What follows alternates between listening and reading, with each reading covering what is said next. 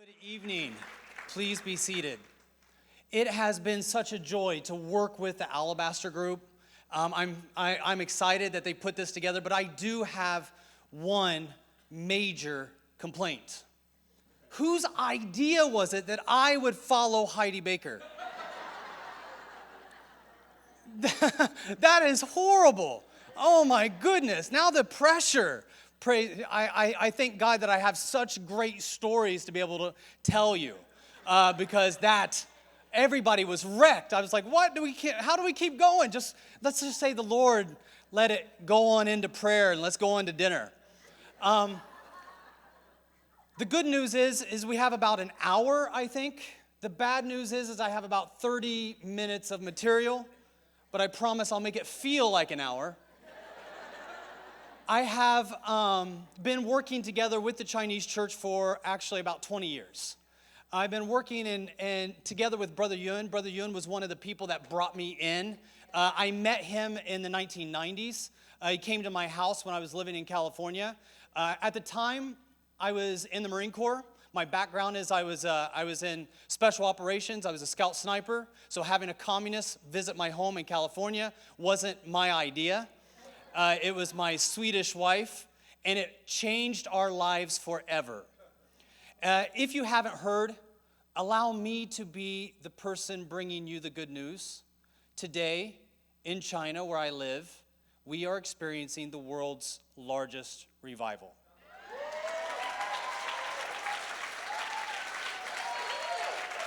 It's not even close. It's not even close to anywhere else. I mean, when you're talking about percentage, that's one thing, but numerically, we're looking at about 28,000 to 30,000 people coming to Christ every single day. The problem with that is that the population growth is about 49,000 per day. So we're not keeping up with population, but we are excited about what God is doing.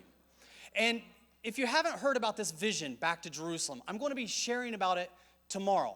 And I'm going to be giving a little bit of details tomorrow. But today, I just want to point out a couple things, mainly the basic idea of Back to Jerusalem, which is with these revivals that are taking place in China, the Chinese are not content to keep the gospel to themselves. They believe that God is rising them up in the east to start facing west towards Jerusalem and to start going to all the unreached nations between China and Jerusalem.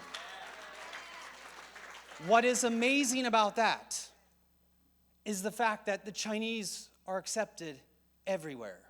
Everywhere you go, the doors are wide open for them, especially in the regions between China and Jerusalem, all of the nations that are considered to be unreached. That is, for me, amazing because, when I go to a place like Pakistan or whenever I go to Iran, for instance, whenever I go to Iran, I get stopped. I get checked. The people in Iran know me well. They always take me into the back room, and I spend a lot of time with them. I'm happy to say the guy with the rubber glove is quite gentle, but with the Chinese, no problem. They walk up to immigration, less than a minute, and then they walk straight through. The doors are open for them because for so many generations, they have been identified as Buddhists, Taoists, Confucianists, communists and atheists, but never as believers. But now God is rising up this generation of believers that are bold, and they're taking the gospel into the regions between China and Jerusalem. The thing that we are excited about inside of China is to see these nations coming to Christ, but there are challenges. The area between China and Jerusalem, if you're not familiar with that region, this is the region where you have basically 2/3 of the world's population.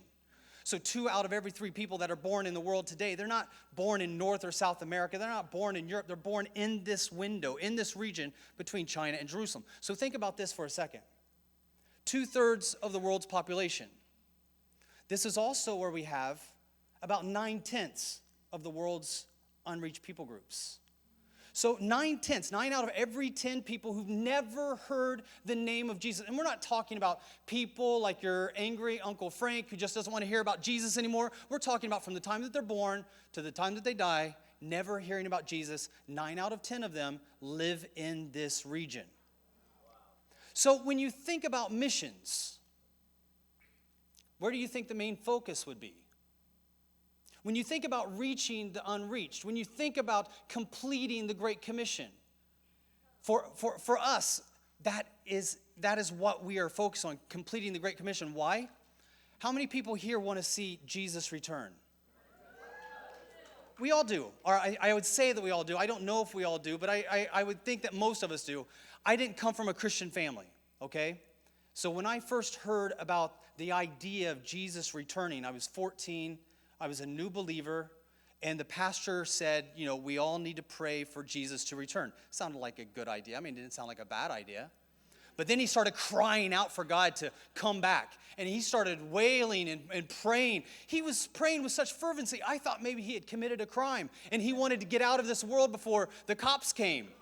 All I could think about was, wait a minute. I mean, if Jesus did come back tonight, and I don't know how to put this, for a church audience, but I wanted to know what it was like to be married first. I thought, God, I really want you to come back, but would it be possible, maybe, that you just kind of wait a little bit, and then after you come back? So, I mean, the idea, sometimes I think in this world we can get very comfortable. So the idea of wanting to see Jesus return again may not be as much of a burden for some of us as it is for others. But if you truly fall in love with Christ, you're going to want to be with him. You're going to want to spend every minute with him. And you don't want him to delay for a second. And he told us exactly when he would return again. Matthew 24:14. When this gospel of the kingdom is taken to all the ethnos people, all the people of the world, then the end will come. So if we really want to see the return of Jesus, how are we doing in completing the Great Commission and getting this gospel of the kingdom to all the people between China and Jerusalem? How is that working for us? Well, it's been 2,000 years, and in 2,000 years, we still have 2/3 of the world's population that are unreached. So we, in many ways, are not even halfway there. And if we look at how we are doing on the field, it's actually kind of sad for us in the West. I'm sorry, I come from China. In China, we like everything sweet and sour. We like our fish sweet and sour, we like our chicken sweet and sour, and we like our stories sweet and sour. So forgive me if I bring a little bit of sour to the sweet. But when we look at the world's population that has not heard the name of Jesus Christ, where do you think our resources are going in the church? To the area that needs it most? Think about this. What nation, you don't have to say it out loud, just think about this. What nation do you think sends out the most missionaries per capita? Not numerically, per capita. When I first read this, it blew my mind. This is a little bit older of a study, but it's still indicative for today. The country sending out the most missionaries is not even a real country. It's Palestine. Number 1. Number 2, Tonga. I was like, what? Where's that on a map? I can't even find that place. Number 3, Ireland. 4, Malta. 5, Samoa. You don't even get to a Christian country until you get to South Korea, number 6. When you look at the nations that are sending out missionaries, they don't actually represent the Christian world. All right, so let's look at where the missionaries are going. When the missionaries leave their nation and go to another nation and serve in another nation, what nation do you think is the number 1 nation that people are going to? Remember, the area where the most unreached people live are between China and Jerusalem. The number 1 destination for missionaries when they leave their home is America. And in fact, the numbers are 32,400 missionaries roughly have left their home country because they feel that God has called them and come to America. When we look at all the nations that are non-Christian that have missionaries today, the number is roughly 13,300, all of them put together. That means that more than twice the number of missionaries have left their home and come to America, and less than half of that has gone to a nation that is not a Christian nation. So when we look at that, I have to ask, why are we in this situation? Why have we not sent more people out to the regions between China and Jerusalem, or the 1040 window, or if you want to call it the Indian Arc, going from Indonesia around the Indian Ocean and down into Africa? Why haven't we sent believers into those regions and preached, shared the gospel? Well, I mean, there might be many reasons, but tonight I want to just offer 6. 6 reasons why I believe that we have retarded the Great Commission progress. I'm going to start off by evaluating and going from the inside out. And I'm going to start with myself, because I believe these 6 things are 6 lies that we tell, and we often tell them at mission conferences. One of those lies that we often tell at mission conferences is about ourselves. For me, if you've read the introduction in my bio, if you listened to the introduction when I got up here tonight, if you've read any of the books that I've written, you will see how amazing I am.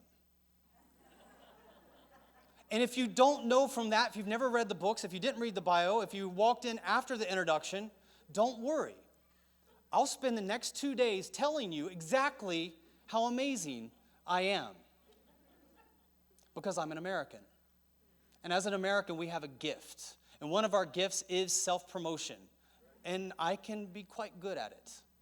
So what you will find in the bio is how many years I've been serving on the mission field. What you hear in the bio is the books that I've written and the projects that I've done.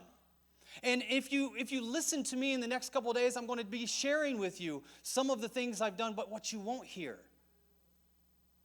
are all the bad things that I've done.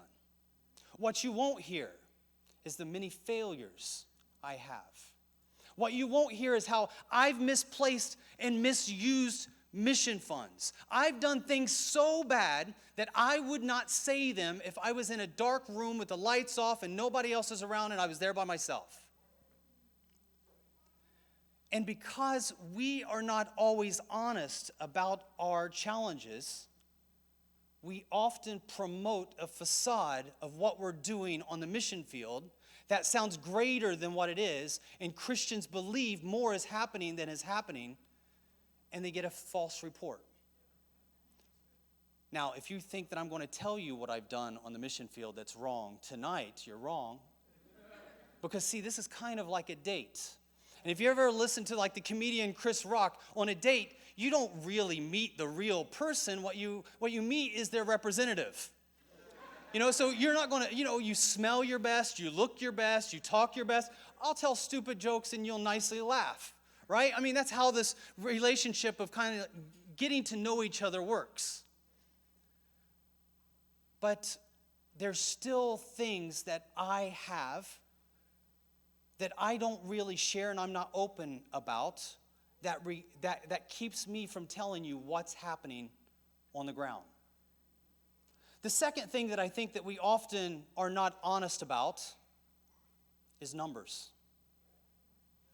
Sometimes we are horrible when it comes to numbers. We oftentimes use numbers that don't reflect what we are doing in the ministry at all. I'm going to read something. This was shocking for me. Some 250 of the 300 largest international Christian organizations regularly mislead Christian public by publishing demonstrably incorrect and falsified progress statistics, according to the World Evangelistic Research Center. Oftentimes, we take credit for things we don't do. I don't know how many people here remember the invasion into Iraq in 2003, but there was a guy there. He's hilarious. You can still find him on YouTube. His name is Comical Ali. Comical Ali was good at telling stories. He was the main spokesperson for Saddam Hussein. And so he would come out and he would give these speeches about what progress the Iraqi army is making on the ground. And sometimes the news crews were a little confused because some of them were embedded with the U.S. military so they could see the advancement. But when they talked to Ali, they weren't getting the same story. At one point, they went up to Ali and they were asking him, do you feel nervous with the Americans so close to Baghdad, so close to the Baghdad airport? And they were doing the interview in Baghdad. And Ali said, oh, they are not here. We're beating them to the east and to the west. The Americans are running like cowards with their tails between their legs. Sorry, I work in Iraq, but my accent might sound a little Russian. And as he's speaking, there's a U.S. tank driving behind him. Because he knows that if he shared the real story, he might lose his head. So he made up stories. And as a result, the commander couldn't really make an adequate decision on where his troops were most needed. You see, one of my jobs is I would do reconnaissance, eyes on the enemy territory. And it was very important for me to send information that was as accurate as possible. Why? So that those in intel could make the right decisions on where the troops were most needed. And if you don't know what's actually happening on the ground, if you're getting false reports to make you happy instead of informed, then you won't know what's actually taking place. You might think that things are working better in different countries than they actually are. And that's one of the main reasons I think that we are not seeing the kingdom advance. Let me give you an example. One of the things that we do is we print Bibles. We do anywhere from 100,000 to 1 million Bibles a year. It depends on the year. Let's say that we do 100,000 for Organization A, 100,000 for Organization B, 100,000 for Organization C. These are organizations that come in and say, we would like to print Bibles in China, and we'll do it through you. So I do Bible printing, 100,000 with each organization. At the end of the year, I would give a report to each one of those organizations. And I tell them, thank you very much for joining us. Thank you for partnering together with the Chinese Underground House Church and supporting these Bibles. 100,000 was printed by your organization, 300,000 altogether this year. Oftentimes, we like to overlook what we did by ourselves and say what we did collectively, which is not a bad thing as long as we're clear about it. But when you say our organization printed 300,000 Bibles, and Organization B says we printed 300,000 Bibles, Organization C says we printed 300,000 Bibles, now when somebody's trying to collect the data to find out what happened, it looks like 900,000 Bibles have been printed in China, and maybe they don't need any more instead of 300,000. You see how things actually grow and change when we're not accurate with the numbers that we're sharing. So when we look at the different things that we share sometimes at mission conferences and we try to wonder what is it that's keeping us from going forward, I think sometimes not being honest about our own challenges, ourself, not being honest about the numbers, and then the third thing, not being honest about the people. You know, whenever we share, we always talk about the need for people. We definitely need people on the mission field. No doubt about that.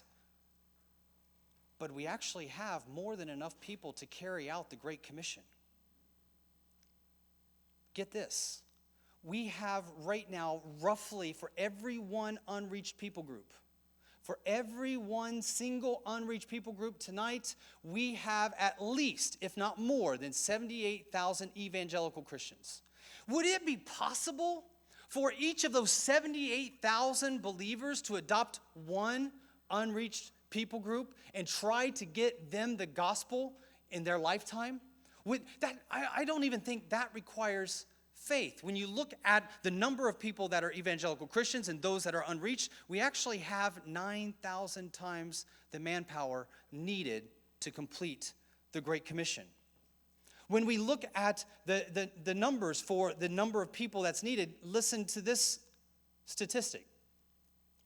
In ministries, there are about 4.2. So about 4.2 million full-time Christian workers, and 95% are working within the Christian world. Only 0.005% serve in the 1040 window. That's not even a full percent. It's not even a 10th percent. 0.005. One people group for every 78,000 believers. One people group for roughly about 900 churches. We have all of the people that we need in order to complete the Great Commission. The question is, are we doing it? When we look at the number of people that are sent out and where they're going, it's not whether we have enough people or not. It's whether we're using them correctly. The next thing that we don't often share honestly about is the need for money. Now, we often talk about the need for money to complete the projects, but think about this for a second. For every $100 raised for missions, not raised for the church, not raised for anything else regarding the church, raised specifically for missions. For every $100 raised for missions, only 2 pennies goes to the unreached people group. And only 1 goes to the area between China and Jerusalem. Is it any wonder that we haven't yet completed the Great Commission when we put so little resources into it? Okay, you can say 1 penny out of every $100, but I mean tangibly, what does that mean? Well, we try to compare it. Now, there's a group called the Traveling Team. They came up with this. I thought it was really good. It was a great way to compare how much we actually spend on missions. Every year, we actually spend more money on Halloween costumes for our dogs than we do on missions between China and Jerusalem. And that's not even a fair comparison because it's actually several times more. So me and my friends in the office, we started to look it up. Is there anything that comes close to about the same amount, not exactly the same, but about the same amount that we would spend on missions in the area between China and Jerusalem? And we found one thing that was pretty close. McDonald's spends about the same amount of money as the entire U.S. church on missions in the area between China and Jerusalem. They spend about the same amount of money on ketchup packets. So when you look at the resources that are going in to complete the Great Commission, you have to stop and ask, do we really want to see Jesus return? Because if we really want to see him return, if everybody claps and everybody raises their hand and everybody's cheering, why haven't we done it? Because when we look at the amount of money that we spend on things that are not the Great Commission, we have to ask ourselves as believers, where are our priorities? Because our actions speak louder than our words. We can come together and have an amazing time, but at the end of the day, what are we doing? Now, we don't earn our salvation through our works, but out of the love that we have for Christ, we can't help but to go and tell others about him. Because he loves us, his love is in us, and his love for other people now also lives in us. And trust me, that's not easy for me. I'm not a people person. So loving other people takes Christ. And so when we look at the numbers, when we look at the money, when we look at the workers, we might say one thing, but we're actually not seeing it on the ground. This next one's probably going to get me in trouble. I just came from Louisiana. And Louisiana, this would have probably gone over a little bit better. I had an amazing time in Louisiana. You'll learn more about Back to Jerusalem next couple of days. One of the things that we're doing as a fundraiser, something that we were talking with the guy, he said he's never heard of a ministry doing this as a fundraiser before. We went to an amazing area in Louisiana to arrange for a Back to Jerusalem shooting competition as our fundraiser. Because we love to get guys together, hang out, eat good Cajun food, and shoot stuff and blow stuff up. And so that's what we're doing for fellowship, and we love it. But this area is known for being a little bit different, so I ask you to please have mercy on me, okay? So as I share, know that this is something I don't want to share, but I'm compelled to. And you may not agree, but just let me finish through this before you throw things. I believe that in our day and age in the church in America, we are diminishing the role of men. I think that men are being feminized in a way that they're no longer useful exactly how the enemy wants it. And as I look around, I'm even seeing a feminization of Christ himself. I mean, Christ, sometimes I look at pictures of what we think about Christ, and even in my own mind, I think about what Christ might look like, right? And I'm thinking, wow, he has amazing skin. Like he just walked out of Sephora or something. I'm thinking, and he's got like this beautiful flowing hair, and you know, he looks like he should be wearing Birkenstocks and maybe kind of walking along in a parade. I mean, the guy, it's not the image that we necessarily get from the Bible. If we read the Bible, I mean, when you think about the crowd that Jesus hung with, these were roughnecks. These were men that had language that might have been a little strong, ways that might have been a little different. I mean, when you think of a guy, Jesus being a carpenter, for instance, I mean, this is not your this big donut belly hanging over his work belt that you kind of see come and fix the plumbing at your house. This guy didn't have power tools, right? So he's working with his hand. I'm thinking gritty hands, raw manpower. You know, I think that he would probably shake my hand and feel that, you know, these are a little too soft for him. But I think that in our day and age, we've actually created this idea of toxic masculinity. And toxic masculinity being often identified with the very thing that I believe God has given to men. We might call it a disease if a young man doesn't act the way he's supposed to. Drug him up, call it ADD or ADHD. And actually, if you look up the term, the textbook term would say this. Toxic masculinity is the harmful effects of conformity to certain traditional masculine idea behaviors such as dominance, self-reliance, and competition. It is an unhealthy expectation to seek to be dominant, the alpha male, and limit the emotional range. Some traditionally prescribed masculine behaviors can produce such harmful effects as violence, risky or socially irresponsible behaviors. Men who adhere to the traditional masculine cultural norms such as risk-taking, violence, dominance, primacy of work, need for emotional control, desire to win, and the pursuit of social status. Don't get me wrong. If you've read any of the books that I've written, some of them have been biographies of women that are stinking warriors. There's one book that we have, if you've never heard about it, it's called, got to remember the name of my own book, Smuggling Light. It's this amazing story about a woman that I worked with for 10 years, the only human being I've ever been with that was arrested inside of North Korea and in China, tortured, beaten, and walked away. She planted more churches than any other person I've ever worked with, handed out more Bibles than anybody I've ever worked with. She was an amazing warrior for the kingdom. The majority of the people that I work together with are women.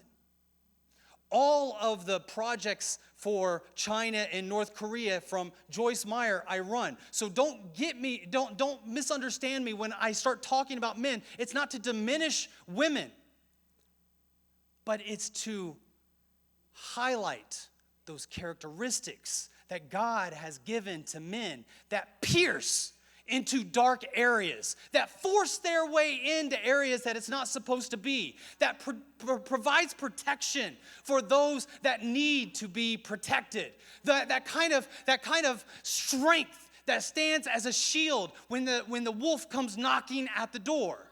That same characteristic that God has given us is being pushed down. It is being removed. And it's being done so in the church. And as a result, I believe that it is keeping us from completing the Great Commission. Because when you don't have both parties that God has created to adequately represent Him, then you miss something. You know, whenever I go to Saudi Arabia, I'm always amazed how much money that nation has, and yet how backwards it is. How much wealth is in that nation, and yet how they have to leave in order to get an education. How they have to leave in order to seek medical attention. How they have to leave in order to find the professionals that they need to run the different parts of their society. Why? Because they've covered up half of their knowledge. They've suppressed half of their knowledge, because when they suppress women and keep them from coming up and being used as God would have them to be used, an entire nation suffers from it. The reverse is true. When we keep the very person, the man that God has created down and suppress him down, we miss out on the benefits of having that raw character. Now, the thing is, masculine talk, the whole idea of being toxic masculinity, I believe that any tool in the hands of the enemy can be bad. But when it is used for the intent of the maker, there's nothing like it. There's nothing that can make a piercing movement into the enemy's territory like a man called by God. I've witnessed it on the field, and it is exciting. And it is equally depressing when you see it removed. Okay, I'm happy to leave that one. Nobody threw anything. That's good. The sixth thing that I think that we often lie to each other about is ministry is a full-time paid position. One of the things that I love about working together with the Chinese is that all of them have jobs. Now, everybody has their own calling. So I'm not saying that it's wrong if you are a congregation is paying for their clergy members. That's fine. I'm just saying this. Just because you work a full-time job doesn't mean you're not in full-time ministry. And actually, to be honest, I'm sorry. I'm going to hurt some feelings here. But I've been driving across the deserts in Sudan and had my vehicle broken down. And the only person sitting beside me was a pastor that had only gone to Bible school and was worthless on any idea of him helping us fix that vehicle. I would have much rather had one of my Christian pastors from China that was a mechanic that would have been able to put some gum and pour Coca-Cola on the battery to get the acid to get it started up. I know that if I had a good Chinese mechanic with me that was also a pastor in the deserts during that time, we would have found a way to start that car. But instead, I was stuck for 2 days. One of the things that I love about working together with the Chinese is that when they go as missionaries into other nations,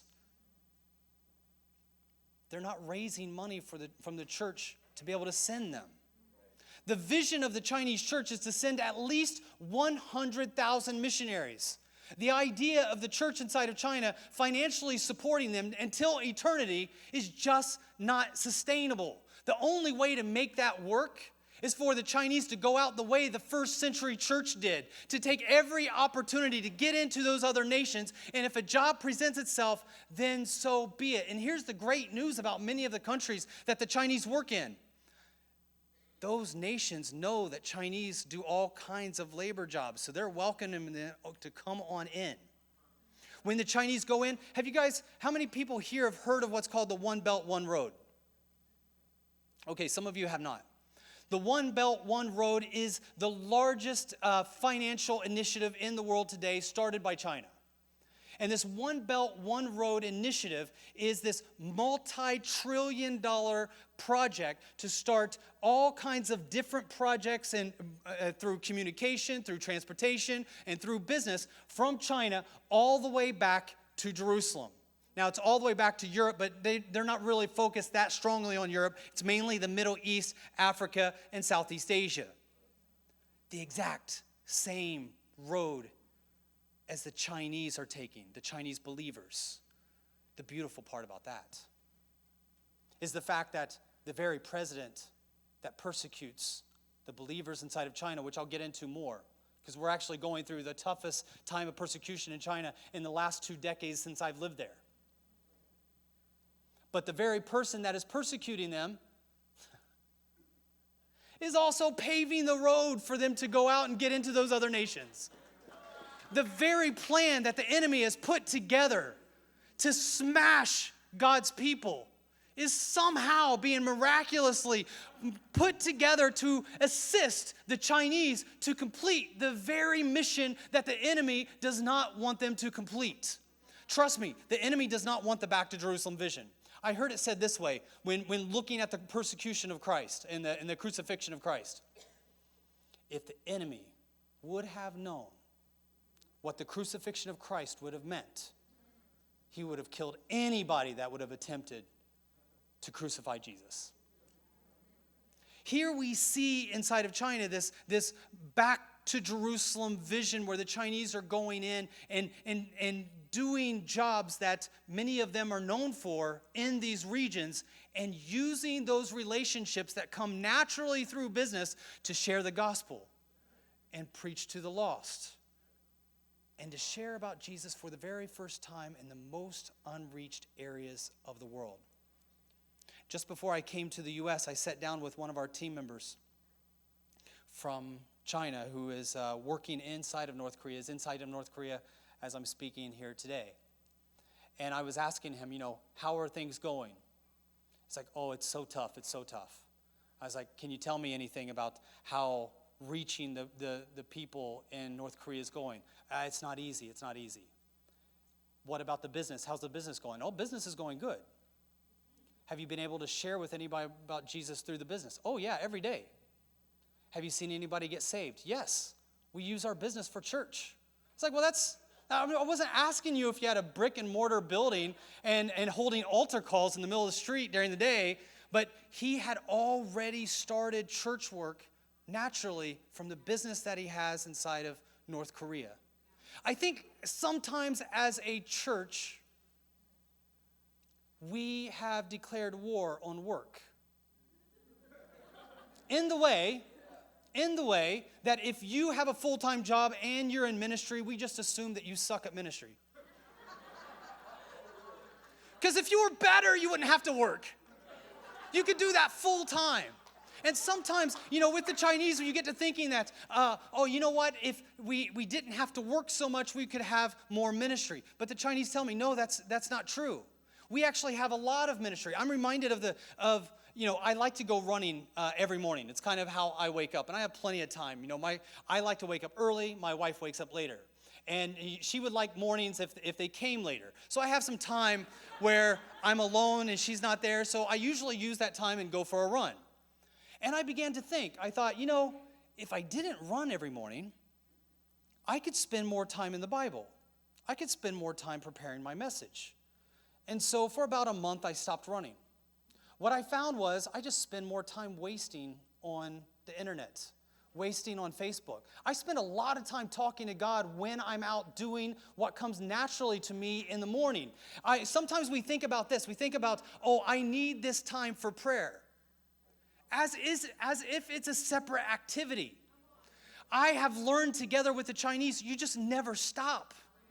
You might be praying when you're driving. You might be praying when you're taking a shower. You might be praying when you're talking with other people. You don't ever stop. It's this communion that takes place. You don't really have to set it aside because it just exists. And so when we see the Chinese and they're doing their work is actually called by God, and God is using it. Whether it's in a hospital, whether it's at a factory, or whether it's at a storefront, God is moving through them to reach people through their business.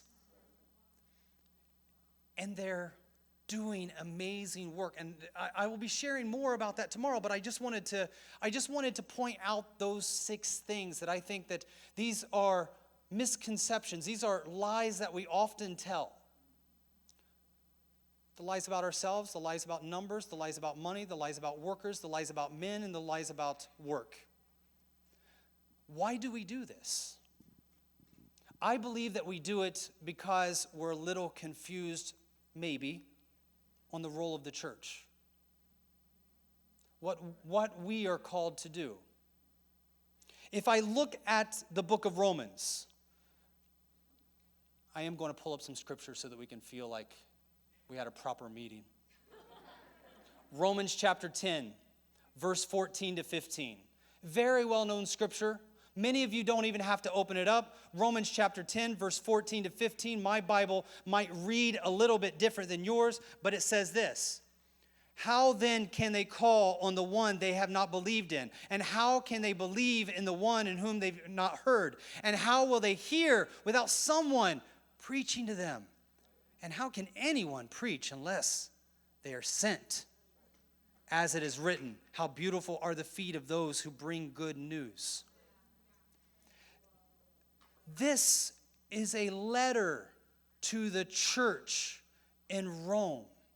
This is a letter from Paul before he even gets there. He's preparing his way before he gets there, and he's telling the church in Rome their role. Your role is senders, to send out. That is the role. That's what we do together as a body. We reach out, we bring in, we build up, we reach out, we bring in, we build up, we reach out. It's a cycle that goes through. And if you break that cycle, you kill the body. So here is the challenge.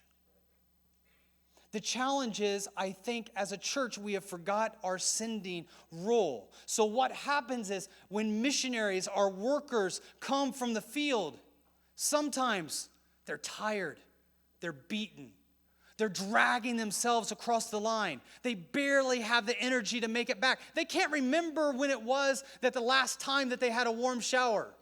They definitely don't know when they can't remember the time of when they had this amazing coffee or latte or whatever it is that you get from Starbucks, right? They come in beaten, battered, bruised, needing help, assistance. But oftentimes what happens is the church asks them to share something motivating, to motivate the church.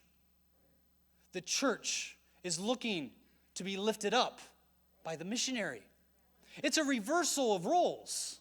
It's a reversal of roles where one side has gotten lazy and they're looking to the beaten up, battered soldier that is weary, and they want him to tell them what good is their money doing on the field. And if you don't give the right stories, if you're not able to give the right numbers, if you don't make them feel excited about what you're doing, you lose the support. All of a sudden, it becomes the duty of the missionary to build up the church instead of the church bringing in their workers, their soldiers, building them up, encouraging them, looking after them, loving them before they're sent back out. This, I believe, is a critical breakdown, and it contributes to us not completing the Great Commission. One of the cool things about being a sniper is nobody really knew what we did. It sounded more exciting than it actually was. Before I went in to be a sniper, I was in infantry. In infantry, we worked all the time. But once you become a sniper, people think that you just work all the time, so they try to take care of you. So I would walk into infantry encampments. And when I would walk in there, I had just been flown in by a Huey, and these infantry units had been walking and marching for miles. And then I would walk in kind of fresh, and they would say, oh, here comes a sniper platoon. Let's make a special place for them. Let's make sure they get their food. Let's make sure they get their rest. It would be amazing if churches took care of their missionaries in that way. I think that we would see people energized, people that know that they're loved. Because when you're out there, not for me. I don't really consider myself, even though I live in China, I live in an area that's kind of China for beginners. So I don't really suffer at all. It's almost like I live in an area that is a California transplant in Asia. So I live there with my wife. There's no hardships at all. But the people that I get the honor to serve together with, some people say, oh, Eugene Bach is a leader of the Back to Jerusalem mission. No, I'm actually a glorified janitor. I support them in whatever they want to do. They tell me where they want to go, how they want to go, and we support them the best that we can to get into those regions. That's my job. These guys are the real warriors, and when they go into these nations, it's hard. I think it's harder for them than it is for me. Why? Because Chinese food is so good. When you leave boiled hot dogs and potatoes and corn. And you go into Asia and you realize there's flavors that your body never even imagined. You're having these amazing blasts of something that you're not familiar with inside of your mouth. And it's like, oh my, when you come back, you're eating stuff that you used to like. And it's just like, where is the flavor? Where is the taste? So for the Chinese, with all of this variety of flavors, these smorgasbords of different, I can eat in China, this is no joke. I can eat in China every day for 100 days, 3 meals a day, and never eat the same meal twice. And every table will be full of more dishes than I could ever touch. There's like 3 things on our menu in Indiana where I'm from. So for them to leave China and go to another nation, they're giving up a lot. They're sacrificing a lot. Now, it might seem easy for you. You might think that, speaking English is so... I'm telling you, I truly believe learning Chinese, if you don't learn how to read and write, just the language is easier than English. You might laugh at that, but it's true. The great thing about Chinese, they don't have these 7 different words that you have to learn for the days of the week, that you just learn how to say weekday 1 and then count to 7. You don't have to learn 12 new words for the months. You just say month 1 through 12. You don't have to learn how to say ran, running, will run. All of these different, they say just one word for run, and then you put something at the end of the sentence to make it a question or not. It's a mathematical language in many ways. So leaving people that speak a language that makes sense can't be easy for the Chinese. Going into a nation that doesn't speak. And the great thing about speaking Chinese is that basically if you can speak it, you're able to communicate with about 1/4 of the world's population. That's fun. I love standing in an elevator, being the only foreigner, or I can be anywhere really, and then hearing the Chinese start to talk about me. That's always a good time. But these guys are sacrificing so much, so when they come back home, they need that support. They need that buildup. And I believe that if we want to complete the Great Commission, if we truly want to see the return of Christ, then we will be honest with ourselves about what's happening on the field. The great thing about the Bible is this.